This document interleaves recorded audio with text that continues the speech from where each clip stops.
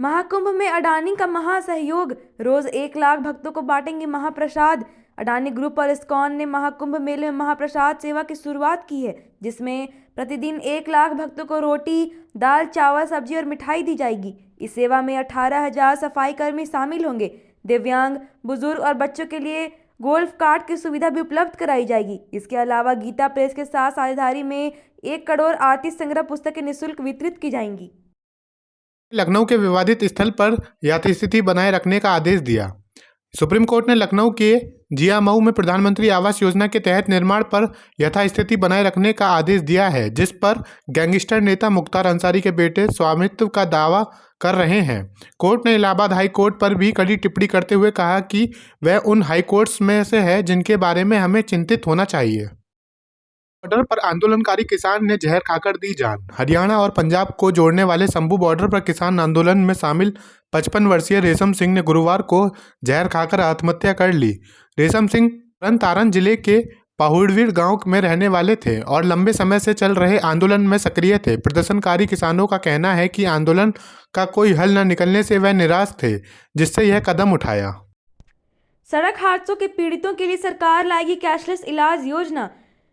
केंद्रीय मंत्री नितिन गडकरी ने कहा कि सरकार सड़क हादसों के पीड़ितों के इलाज के लिए कैशलेस योजना लाने की तैयारी कर रही है। इस योजना के तहत दुर्घटना के पीड़ितों को 1.5 लाख रुपए तक का मुफ्त इलाज मिलेगा। यह योजना मार्च तक लागू की जाएगी और सभी प्रकार की सड़क दुर्घटनाओं पर लागू होगी, जिसमें पीड़ितों को 7 दिन तक कैशलेस उपचार की सुविधा मिलेगी। में लगी आग में फंसी नोरा फतेही शेयर किया भव्य अनुभव। लॉस एंजलिस में लगी भीषण आग ने भारी तबाही मचाई है, जिसमें 5 लोगों की मौत हो गई और 2000 घर जलकर खाक हो गए। तेज हवाओं ने आग को और भड़काया। बॉलीवुड एक्ट्रेस नोरा फतेही ने एक वीडियो साझा करते हुए बताया कि वह भी इस आग में फंस गई थी। उन्होंने कहा कि वह बहुत डरी हुई थी और जल्द ही इलाके में से निकलने के लिए मजबूर हो गई। बुजुर्ग महिला के बुलाने पर घर गए राहुल गांधी, लेकिन नहीं खुल पाया ताला।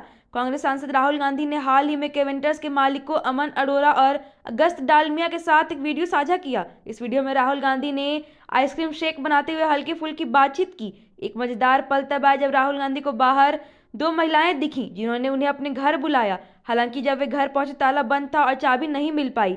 राहुल गांधी हंसते हुए वापस लौटे और कहा कि फिर कभी आएंगे।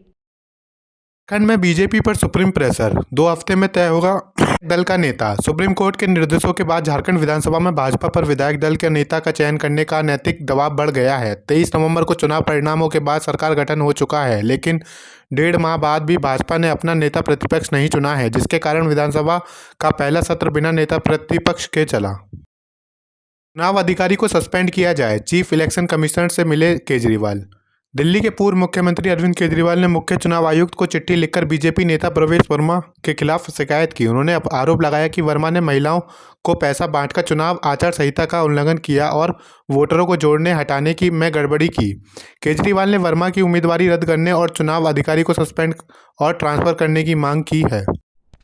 वर्मा ने केजरीवाल पर किया हमला, कहा अब जाट याद आ रहे हैं। दिल्ली के बीजेपी उम्मीदवार प्रवेश वर्मा ने केजरीवाल पर हमला बोलते हुए कहा कि उनकी राजनीतिक स्थिति कमजोर हो रही है, इस कारण उन्हें जब जाट समाज याद आ रहा है। वर्मा ने आरोप लगाया कि केजरीवाल ने सभी गांवों का दौरा नहीं किया और दिल्ली देहात के लिए कोई काम नहीं किया। उन्होंने यह भी कहा कि केजरीवाल ने पूर्व मुख्यमंत्री साहिब सिंह वर्मा की समाधि बनाने के लिए पत्र का जवाब नहीं दिया।